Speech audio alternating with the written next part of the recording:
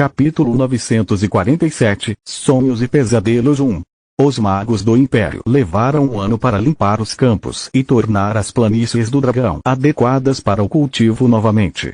Como a maioria dos territórios além de Palaron haviam sido ocupados pelas forças mortos-vivos e também estavam sob reconstrução, eles não podiam gastar um centavo para ajudar no Vale do Dragão. Eles estavam ocupados demais consertando os danos sofridos durante a guerra para se preocupar com os outros. Isso tornou o vale dependente de Palaron, o que permitiu à cidade aumentar seus lucros em várias dobras. O submundo local também estava passando por uma era de ouro. Grandes fluxos de dinheiro significam mais oportunidades de corrupção e aumento do dinheiro para proteção. A concessão de um contrato público poderia facilmente transformar um comerciante em um pequeno nobre, de modo que muitas pessoas estavam dispostas a pagar para lubrificar as engrenagens da burocracia. Palaron era uma cidade modelo do Império. Seus campos cultivados eram cercados por grandes paredes feitas de pedra cinza escura com mais de 12 metros de altura. Os campos cultivados ficavam a quilômetros de distância das muralhas da cidade, mas eram protegidos e fortemente guardados não menos do que a própria Palaron. Os fazendeiros moravam na orla externa, para cuidar do gado e do campo a qualquer momento. Todos eles foram treinados no uso da luz e da magia da terra para serem capazes de cuidar sozinhos de todas as emergências menores. Depois das muralhas da cidade, na orla externa, ficava a área residencial para os magos e o exército, para que eles pudessem intervir prontamente, não importando se o ataque inimigo viesse de dentro ou de fora. Cada edifício foi construído em pedras sólidas e encantadas, e conectado aos outros distritos com seu próprio portal. Era a área mais luxuosa e cara da cidade. Além dos funcionários públicos, apenas os verdadeiramente ricos podiam pagar uma casa ali. A borda do meio era o distrito comercial, onde todas as negociações aconteciam. As guildas de comerciantes tinham seus escritórios construídos em madeira de lei, enquanto os pequenos comerciantes operavam em pequenos prédios do tamanho de um supermercado. Cada bloco tinha seu portal, tornando a borda do meio o lugar onde as pessoas normais viviam. A borda interna foi ocupada pelo distrito da luz vermelha da cidade. Era para ser as favelas, mas o desemprego não era uma coisa no Império. A saúde pública deixava todos em forma como um violino e enquanto alguém estivesse disposto a trabalhar duro, havia muito o que fazer, mesmo antes da guerra com os mortos-vivos. As únicas pessoas que não tinham um emprego honesto eram as que não procuravam. Jogo, prostituição, traficante, todos tinham sua base de atividades nas favelas.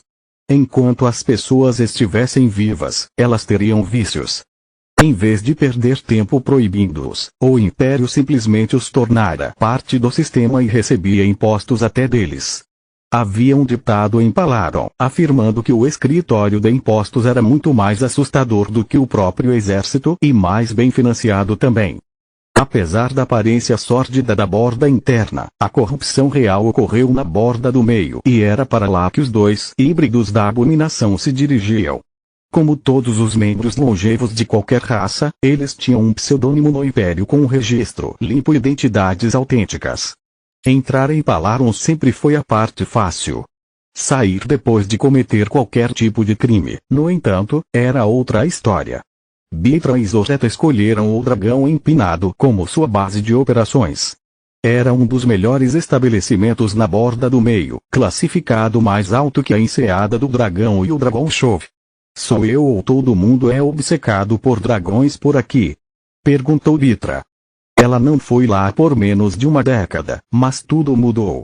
Até mesmo seu prato favorito, o guisado Reville, havia sido renomeado guisado de Leigain. Meu velho não esconde sua existência, Zoret respondeu. Desde que Milia se tornou a Imperatriz e o convenceu a retornar, o Império Gorgon basicamente se tornou o Império do Dragão. Todo mundo está tentando sugá-lo e os escalões superiores não mudaram o nome do país apenas porque reescrever todos os mapas custaria uma fortuna. Eu entendo isso, mas por quê? Nem mesmo 2 horas atrás, você me disse que o Guardião não se intromete com atividades humanas. Por que eles são tão obcecados por ele? Bitra disse. Porque, nas raras ocasiões em que o faz, papai faz milagres e não pede nada em troca. Quando os vivos do continente Giera e sua praga tentaram invadir o império, ele cuidou de ambos sozinho. Quando uma praga do trigo quase causou fome em todo o império, ele a curou e até restaurou as plantações afetadas. Às vezes, as pessoas conseguem uma audiência com ele e a tradição diz que todos encontraram as respostas que estavam procurando. Zoret disse. Uau, seu velho parece realmente impressionante. Bitra sobeou de admiração. Para encurtar a história, eles o sugam porque temem que Leigain vá embora assim que a imperatriz morrer ou se aposentar. Zoret ignorou o elogio. Todo mundo sabe que ele veio apenas por milha e está tentando mudar de ideia sobre o império. O dragão empinado era uma taverna aconchegante feita de sequoia, iluminada e aquecida por pedras mágicas. A enorme lareira servia apenas para criar um ambiente descontraído, especialmente no inverno. Era mobiliado com mesas quadradas que podiam acomodar 4 pessoas no máximo e cadeiras confortáveis acolchoadas. Os garçons se moviam entre as mesas, trazendo pratos e bebidas da cozinha. Havia um balcão na parede leste com várias banquetas de bar e era reservado para os bebedores pesados. Peles de animais e representações de dragões decoravam as paredes. Uma lei não escrita do Império afirmava que todas as reproduções do dragão deveriam representar uma única escala ou o corpo inteiro. Montar a cabeça de um dragão em uma parede, mesmo que falsa, foi o suficiente para que o responsável fosse linchado por uma multidão enfurecida. Então, o que está fazendo aqui, exatamente? Bitra perguntou depois que um garçom fofo entregou seu ensopado e uma cerveja vermelha junto com uma piscadela. Quero dizer, podemos matar alguns chefes da máfia, mas isso só criaria um vácuo de poder e guerras territoriais. Claro, isso criaria uma oportunidade de esvaziar seus cofres e sair impune, mas um grande tesouro só é bom para quem quer se estabelecer, enquanto precisamos de um fluxo constante de dinheiro. Às vezes me pergunto como você sobreviveu tanto tempo. Zoret suspirou. É claro que não estamos aqui para bancar o carrasco.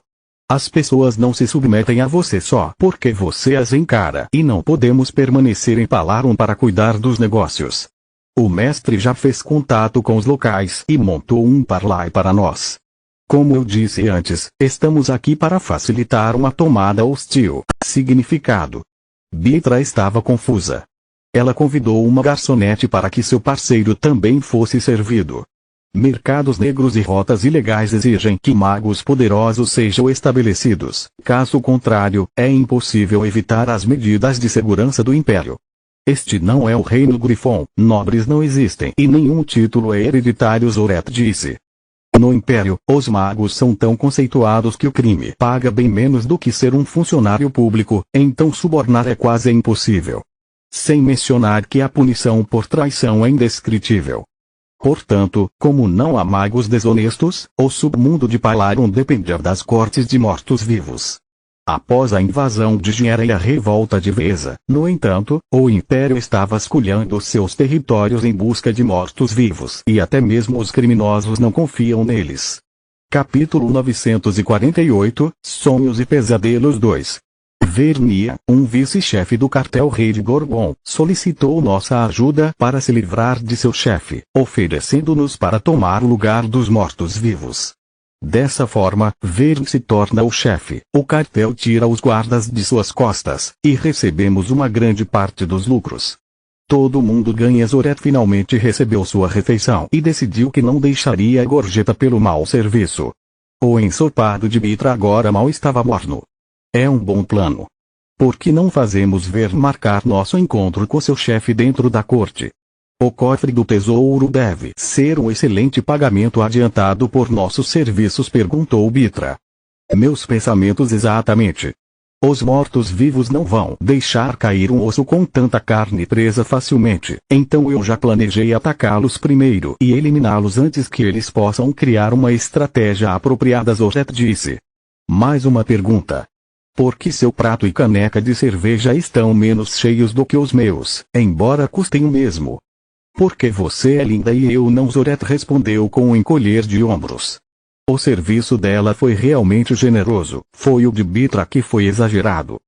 Zoret tinha agora a mesma aparência de quando ela ainda era uma humana desperta. Ela parecia uma mulher de 30 e poucos anos, com cerca de 1,6 metros de altura, cabelo castanho escuro e olhos castanhos juvenis que contrastavam com a sabedoria ancestral de seu olhar. Sua pele era naturalmente tão pálida que quase parecia doentia e estava cheia de sardas demais para agradar aos olhos. Ela tinha feições marcantes, um queixo quadrado e um nariz um pouco longo para ser considerado fofo. De jeito nenhum. Você é linda. Essas palavras fizeram Bitra ansiar por derramar o sangue de todos os membros da equipe do restaurante. De repente, as técnicas de tortura armazenadas em sua memória não pareciam mais tão assustadoras. Eu gostaria. Ao contrário de você, eu nasci um híbrido. Meu pai nunca ligou muito para as aparências ao escolher um cônjuge, apenas para a versatilidade de sua mente. Minha mãe era um gênio, não uma atordoante, e infelizmente eu tirei muitas coisas dela. Eu me lembro que quando eu era pequena, eu me sentia parte da família apenas na minha forma virtualingue. Todo mundo era tão lindo que era perturbador, especialmente quando eu era adolescente. Shayna Grosh suspirou. E a sua mãe? Ela não te ajudou? Perguntou Bitra. Não, ela estava mais preocupada com sua pesquisa do que comigo. Gênio, lembra? Fui criado por meu pai e muitos irmãos.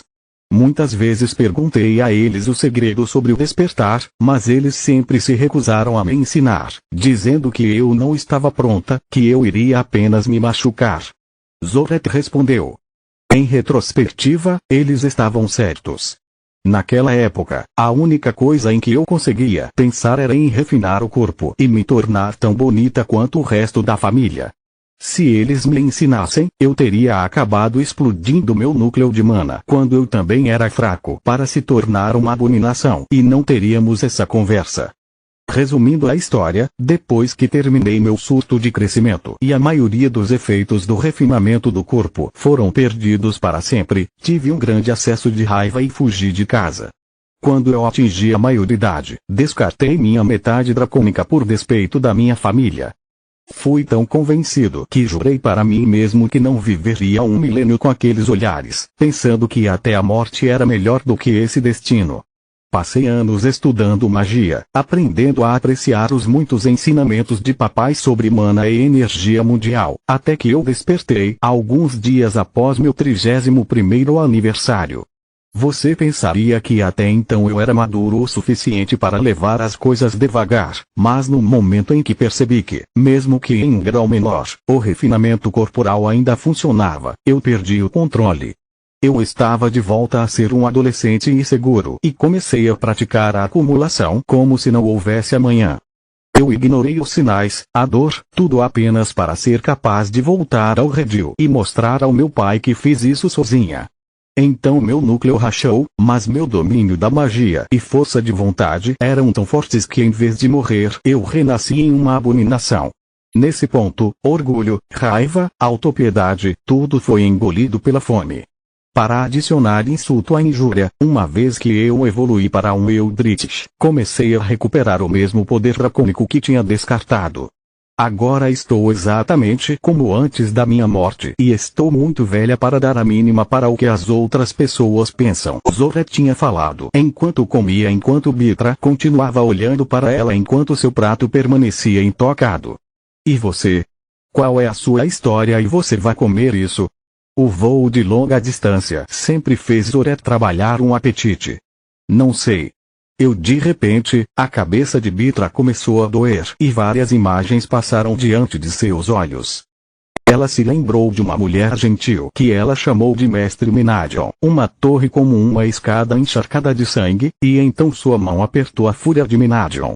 Bitra tentou conectar os pontos, mas isso fez sua dor de cabeça piorar. Ela sentiu tanta raiva, inveja e vergonha ao mesmo tempo que começou a chorar. Bitra reconheceu os primeiros sinais de um ataque de loucura por sangue e entrou em pânico. Deuses, não. Por favor, não quero estragar nossa missão antes mesmo de começar. Em meu frenesi, posso prejudicar Zoret ou, pior ainda, posso chamar a atenção de Legain. Eu devo. Você está bem. Zoret tirou Bitra disso segurando sua mão. Por que você está chorando? Se você não quer compartilhar seu guisado, apenas diga. Vou pedir outro. Dietra ficou chocada ao perceber que seu ataque durou apenas alguns segundos, mas para ela pareceram horas. Mesmo que ela ainda não conseguisse falar, ela estava grata pela gentileza de José em deixar o assunto de lado e fingir que era sobre a comida. Duas mulheres bonitas como você não deveriam fazer a outra chorar. Tenho certeza de que o que quer que esteja acontecendo entre vocês pode ser resolvido com uma boa cerveja e um pouco de companhia. Um belo jovem disse enquanto apontava para si mesmo e seu amigo sentado em uma mesa próxima. Ele tinha cerca de 1,75 metros de altura, cabelo loiro curto e olhos cinzentos. Ele também tinha dentes brancos perfeitos que ele estava exibindo com um sorriso deslumbrante. Obrigado pela oferta, mas a menos que você seja um garçom e possa nos trazer comida, não estamos interessadas. Shenagrosh disse com um sorriso educado, mas frio. Às vezes o jovem engasgou com as palavras quando um clique repentino anunciou o ultimato de Shenagrosh. Em sua mão direita, ela usava um conjunto de garras de dragão de metal que Mitra fez para ela, chamadas Perfurador dos Céus. A luva prateada tinha 6 cristais mágicos roxos embutidos em sua superfície, um para cada dedo e um no meio do backcount. Seu indicador, dedo médio e anelar estavam apontados para ele. No entanto, apenas as garras em seu dedo indicador e anelar se estendiam até o comprimento de uma espada e tocavam cada lado do pescoço do jovem. Leia nas entrelinhas, amigo. Shenagrosh alongou a última garra também, apenas o suficiente para chamar a atenção do homem para seu dedo médio. Me desculpe, eu não pensei, então não comece agora. Não quero que você fique com dor de cabeça por fazer algo que não está acostumado. Agora saia. Seu olhar glacial deixou claro que ela não iria se repetir uma terceira vez. Continua no próximo vídeo.